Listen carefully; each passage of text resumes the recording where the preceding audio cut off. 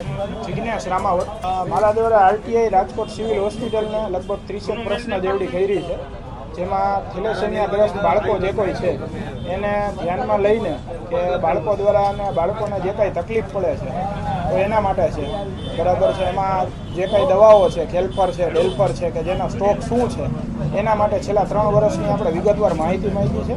આ માહિતી માગવા પાછળનું કારણ એવું છે કે જો આ 500થી વધુ જે સિવિલે પોતે સ્ટેટમેન્ટ આપ્યું છે કે 500થી વધુ બાળકો અમારી પાસે નોંધાયેલા છે. આ નોંધાયેલા બાળકો જો તમારી પાસે 500થી વધુ જોતું તો તમે દવાઓનો સ્ટોક કેમ ન રાખ્યો છે, બરાબર છે. દવાઓનો સ્ટોક નથી રાખ્યો તો એની પાછળનો મુખ્ય જવાબદાર કારણ કોણે અધિકારીએ દવાનો સ્ટોક રાખ્યો નથી, બરાબર છે. એના માટે આપણી આરટીઆઈ છે વિગતવાર આપણે છેલ્લા 3 વર્ષના સ્ટોક હિસાબથી માંડી અને તમામ જવાબદાર અધિકારીઓ વિરુદ્ધ આપણે બધી માંગેલી છે.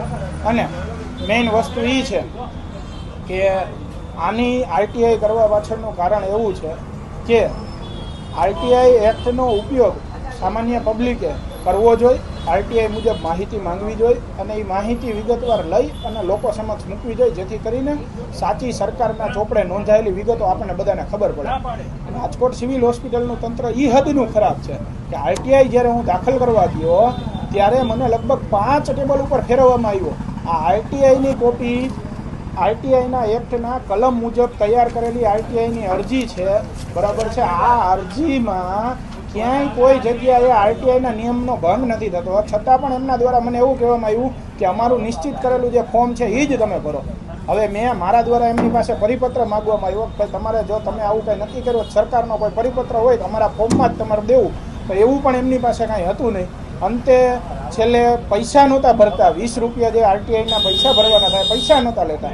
અંતે એમની સાથે દલીલ કરી અને એમને પરાણે આરટીઆઈ લીધી છે.